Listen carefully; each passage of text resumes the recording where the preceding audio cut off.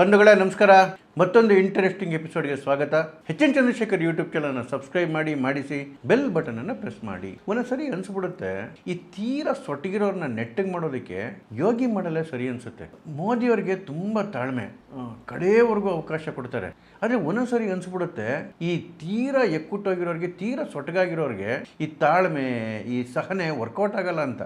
ಯೋಗಿ ಅವ್ರದ್ದೇ ಸರಿ, ಏಕ್ಮಾರ್ ದೋ ತುಕಡ, ನೆಟ್ಟಿಗೆ ದಾರಿಗೆ ಬಂದ್ಬಿಡ್ತಾರೆ. ನೋಡಿ, 2020 ಭಾಗದಲ್ಲಿ ಏನು ರೈತರ ಚಳವಳಿ ನಡೀತಾ ಇತ್ತು, ದೊಡ್ಡ ಮಟ್ಟದಲ್ಲಿ ಚಳವಳಿ ನಡೀತಾ ಇತ್ತು. ನೋಡಿ, ಡೆಲ್ಲಿ ಹೇಗಿದೆ ಅಂತ ಹೇಳಿದ್ರೆ, ಡೆಲ್ಲಿಯ ಒಂದು ಭಾಗ ಹರಿಯಾಣದಲ್ಲಿದೆ, ಅಂದರೆ ಈಗ ಏನು ಗುರ್ಗಾಂವ್ ಈ ಪ್ರದೇಶ ಎಲ್ಲ, ಒಂದು ಭಾಗ ಪಂಜಾಬಲ್ಲಿದೆ, ಒಂದು ಭಾಗ ಉತ್ತರ ಪ್ರದೇಶದಲ್ಲಿದೆ. ನೋಯ್ಡಾ ಎಲ್ಲ ಉತ್ತರ ಪ್ರದೇಶಕ್ಕೆ ಬರುತ್ತೆ.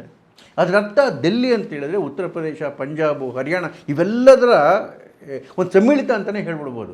ಯಾವಾಗ ಈ ಪಂಜಾಬ್ ಪ್ರಾಂತ್ಯದಿಂದ ಸಿಂಗು ಬಾರ್ಡರ್ ಕಡೆಯಿಂದ ರೈತರ ಹೋರಾಟಗಳು ಶುರುವಾಯಿತು, ಡೆಲ್ಲಿನ ಬಂದು ಸೀಜ್ ಮಾಡಿಟ್ಟಿದ್ರು. ಹರಿಯಾಣ ಕಡೆಯಿಂದ ದೊಡ್ಡ ಹೋರಾಟ ಶುರುವಾಗಿತ್ತು. ಇಡೀ ಸರ್ಕಾರವನ್ನು ಒಂದು ರೀತಿಯಲ್ಲಿ ಎದುರಿಸ್ತಾ ಇದ್ರು. ಇದೇ ಸಂದರ್ಭದಲ್ಲಿ ಉತ್ತರ ಪ್ರದೇಶದಲ್ಲೂ ಈ ಹೋರಾಟ ಶುರು ಮಾಡಬೇಕು ಅಂತೇಳಿ ಪ್ರಯತ್ನಗಳಾಯಿತು. ಆಗ ಟಿಕಾಯಿತು ದೊಡ್ಡ ಪ್ರಯತ್ನ ಮಾಡ್ದ.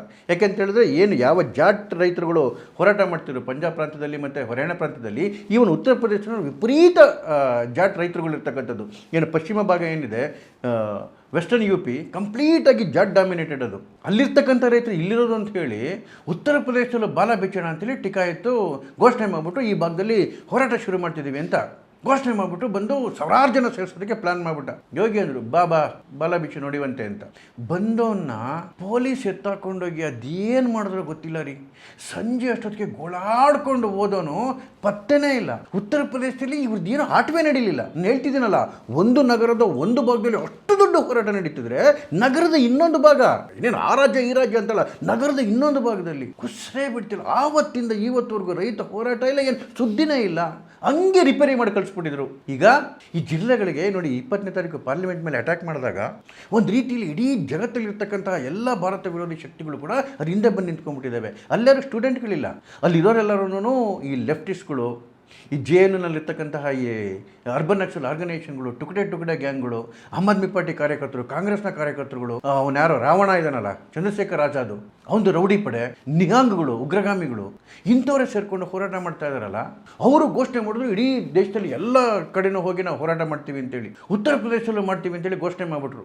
ಬಿಹಾರಲ್ಲಿ ಪಾಟ್ನಾದಲ್ಲೂ ಮಾಡ್ತೀವಿ ಅಂತ ಹೇಳಿದ್ರು, ಇದರಲ್ಲಿ ಲಕ್ನೋದಲ್ಲೂ ಮಾಡ್ತೀವಿ ಅಂತ ಹೇಳಿದ್ರು. ಕೇವಲ ಲಕ್ನೋ ಅಷ್ಟೇ ಅಲ್ಲ, ಉತ್ತರ ಪ್ರದೇಶ ಇವನ್ ಈ ಪೂರ್ವಾಂಚಲ ಜಿಲ್ಲೆಗಳನ್ನು ಕೂಡ ಹೋರಾಟವನ್ನು ಶುರು ಮಾಡ್ತೀವಿ ಅಂತೇಳಿ ಘೋಷಣೆ ಮಾಡಿದ್ರು. ಯಾಕೆಂದರೆ ಡೆಲ್ಲಿಗೆ ಭಾಳ ಹತ್ತಿರ ಇರ್ತಕ್ಕಂಥದ್ದು. ಹೋರಾಟನೂ ಶುರುವಾಯಿತು. UP ಪೊಲೀಸ್ ಬಂದು ವಾರ್ನ್ ಮಾಡಿದ್ರು, ಇನ್ನೊಂದು ಸ್ವಲ್ಪ ಹೊತ್ತೇನಾದರೂ ಇಲ್ಲಿ ನಿಂತ್ಕೊಂಡ್ರೆ ಅಷ್ಟೇ ರೀ, ಯಾವ ರೀತಿ ಚದುರು ಓಡೋಗೋರೆ ಗೊತ್ತೇ ಆಗಿಲ್ಲ. ಅದು ಹಾಳಾಗಲಿ, ಯೋಗಿಯವರ ಹೊಡೆತಕ್ಕೆ ಹೆಂಗೆ ಮಾಯ ಆಗ್ಬಿಟ್ರು ಅಂತ ಹೇಳಿದ್ರೆ, ಅದ್ರ ಹಿಂದೆ ಒಂದು ದೊಡ್ಡ ಮಾಸ್ಟರ್ ಸ್ಟ್ರೋಕ್ ಮಾಡಿಟ್ಟಿದ್ರು ಯೋಗಿಯವರು. ಇದು ಏನಂದರೆ, ಈ ಜಿಲ್ಲೆ ಹೋರಾಟ ಅಂತ ಹೇಳಿದ್ರೆ ಅದು ಯಾರು ಸ್ಟೂಡೆಂಟ್ಗಳಲ್ಲ ರೀ, ಮತ್ತೆ ಹೇಳ್ತಾ ಇದ್ದೀನಿ. ಉತ್ತರ ಪ್ರದೇಶದಲ್ಲಿ ಹೋರಾಟ ಮಾಡೋದಕ್ಕೆ ಗ್ಯಾಂಗ್ಸ್ಟರ್ಗಳ ಜನಗಳು ಸೇರ್ಕೊಂಡಿದ್ರು. ಮಧ್ಯಾಹ್ನಕ್ಕೆ ಪ್ರಯಾಗರಾಜ್ ಅಡ್ಮಿನಿಸ್ಟ್ರೇಷನಿಂದ ಒಂದು ಆದೇಶ ಬಂತು. ಯಾವ ಗ್ಯಾಂಗ್ಸ್ಟರ್ ಅತೀಕ್ ಅಹ್ಮದ್ ಇದ್ನಲ್ಲ, ಮತ್ತೆ ಅವನ ತಮ್ಮ ಅಶ್ರಫ್, ಅವನು ಎಲ್ಲ ಕ್ಯಾಮ್ರಾಮನ್ಗಳೇ ಎದುರುಗಡೆನೆ ಅವ್ರನ್ನ ನರ್ಕಕ್ಕೆ ಕಳಿಸಿದ್ರಲ್ಲ, ಅವರೇನೋ ಅನ್ಕೊಂತಾರೆ ಜನ್ನತ್ತಪ್ಪನತ್ತೋ, ಬಟ್ ನಮಗೆ ಗೊತ್ತಿರೋದು ಅವ್ರು ನರ್ಕಕ್ಕೆ ಹೋಗಿರೋದು ಅಂತೇಳಿ ಕಳಿಸಿದ್ರಲ್ಲ, ಅವನ ಸುಮಾರು 350 ಕೋಟಿಯ ಪ್ರಾಪರ್ಟಿಗಳನ್ನ ಮತ್ತು ಹಣವನ್ನು ಸೀಸ್ ಮಾಡ್ತು ಪ್ರಯಾಗರಾಜ್ ಜಿಲ್ಲಾಡಳಿತ. ಎಷ್ಟು? 350 ಕೋಟಿ. ಇದು ಆನ್ ದ ಪೇಪರ್ 350 ಕೋಟಿ. ಯಾರ್ಯಾರ್ದು? ಅತೀಕ್ ಅಹ್ಮದ್ ಹೆಸರಲ್ಲಿದ್ದು, ಅವನ ತಮ್ಮ ಅಶ್ರಫ್ ಹೆಸರಲ್ಲಿದ್ದು, ಅತೀಕ್ ಅಹ್ಮದ್ ಹೆಂಡತಿ ಅವಳು ಲೇಡಿ ಡ್ಯಾನು ಶಾಯಿಸ್ತಾ, ಅವಳ ಹೆಸರಲ್ಲಿರೋ ಪ್ರಾಪರ್ಟಿಗಳು. ಕೇವಲ ಪ್ರಾಪರ್ಟಿಗಳಂದರೆ ಕೋಟ್ಯಾಂತರ ಬೆಲೆ ಬಾಳೋ ಮನೆಗಳು, ಜಮೀನು, ಬ್ಯಾಂಕ್ ಅಕೌಂಟು. ಉತ್ತರ ಪ್ರದೇಶದಲ್ಲಿ ಬಲವಾದ ಗ್ಯಾಂಗ್ಸ್ಟರ್ ಆಕ್ಟ್ ಅಂತ ತಂದ್ಬಿಟ್ಟಿದ್ದಾರೆ. ಉತ್ಸು ಬಿಡಂಗಿಲ್ಲ ಗ್ಯಾಂಗ್ಸ್ಟರ್ಗಳು. ನೋಡಿ ಎಂತೆಂಥ ಪ್ರಾಪರ್ಟಿಗಳನ್ನ ಸೀಸ್ ಮಾಡಿರೋದು ಇವಾಗ. ಅಲ್ಲಿನ ಕುರ್ಕಿ ಜೂನ್ಸಿದಲ್ಲಿ ಇರ್ತಕ್ಕಂಥ 120 ಎಕರೆ ಜಮೀನು, 100 ಕೋಟಿ ಬಾಳೋಂಥ ಜಮೀನದು.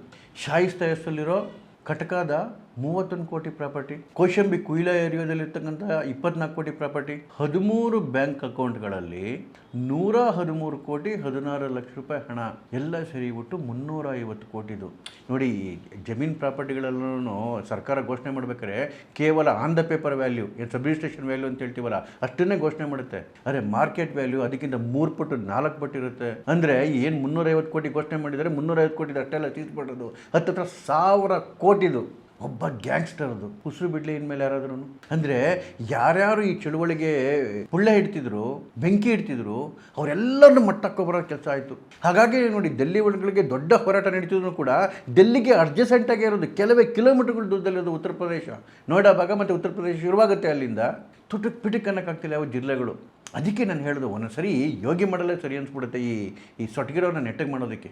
ಅಕಸ್ಮಾತ್ ಈ ಜಿಲ್ಲೆಗಳು ನೆಟ್ಟಗಾಗಲಿಲ್ಲ ಅಂತ ಹೇಳಿದ್ರೆ ಬಹುಶಃ ಈ ಮಾಡಲೇ ಲಾಗು ಆಗೋದು. ನಮಸ್ಕಾರ.